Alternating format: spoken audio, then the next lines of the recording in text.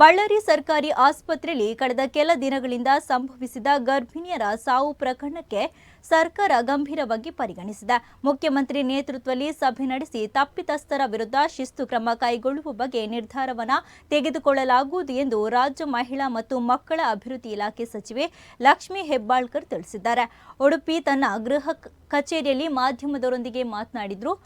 ಹಾಸನದಲ್ಲಿ ಕಾಂಗ್ರೆಸ್ ಭಿನ್ನಮತೀಯರ ಸಮಾವೇಶ ವಿಚಾರಕ್ಕೆ ಪ್ರತಿಕ್ರಿಯಿಸಿದ ಅವರು, ಕಾಂಗ್ರೆಸ್ನಲ್ಲಿ ಯಾವುದೇ ಭಿನ್ನಮತ ಇಲ್ಲ, ಭಿನ್ನಮತ ಇರೋದು ಬಿಜೆಪಿಯಲ್ಲಿ ಮಾತ್ರ. ಬಿಜೆಪಿ ಭಿನ್ನಮತದ ಬಗ್ಗೆ ಮಾಧ್ಯಮಗಳೇ ದಿನ ತೋರಿಸುತ್ತಿದೆ. ನಮ್ಮಲ್ಲಿ ಭಿನ್ನಮತ ಇಲ್ಲ ಅನ್ನೋದಕ್ಕೆ ಉಪಚುನಾವಣೆಯ ಫಲಿತಾಂಶವೇ ಉತ್ತರ ಎಂದರು. ಭಿನ್ನಮತ ಇಲ್ಲ, ಭಿನ್ನಮತ ಇರೋದು ಬಿಜೆಪಿಯಲ್ಲಿ. ತಾವೇ ಮಾಧ್ಯಮದವ್ರು ತೋರಿಸ್ತಾ ಇದ್ದೀರಾ. ಭಿನ್ನಮತ ಕಾಂಗ್ರೆಸ್ ಪಕ್ಷದಲ್ಲಿ ಇಲ್ಲ, ನಾವೆಲ್ಲರೂ ಒಂದೇ. ಅದಕ್ಕೆ ಉತ್ತರ 3 ಬೈ ಎಲೆಕ್ಷನ್. ಮುಖ್ಯಮಂತ್ರಿಗಳ ಅಧ್ಯಕ್ಷತೆಯಲ್ಲಿ ಅದರದೇ ಚರ್ಚೆಗೋಸ್ಕರ ಇವತ್ತು ಸಾಯಂಕಾಲ ನಾವು ಮೀಟಿಂಗ್ ಅನ್ನ ಇಟ್ಕೊಂಡಿದ್ದೀವಿ. ನಾನು ಭೇಟಿ ಕೊಟ್ಟಿಲ್ಲ ಅಂತ ಹೇಳಲಿಕ್ಕೆ ಬರೋದಿಲ್ಲ. ನಾನಾಗ್ಲಿ ದಿನೇಶ್ ಗುಂಡೂರಾವ್ ಆಗ್ಲಿ ನಾವು ಸತತ ಸಂಪರ್ಕದಲ್ಲಿ ಇದ್ದೀವಿ. ನಾವೆಲ್ಲ ಮಾತಾಡಿದೀವಿ. ಇದನ್ನ ಹಗುರವಾಗಿ ಪರಿಗಣಿಸೋದು ಕ್ರಮೇನೇ ಇಲ್ಲ. ಸರ್ಕಾರಕ್ಕೆ ಜವಾಬ್ದಾರಿ ಇದೆ, ಅದೇ ರೀತಿ ನಮಗೂ ಕೂಡ ಜವಾಬ್ದಾರಿ.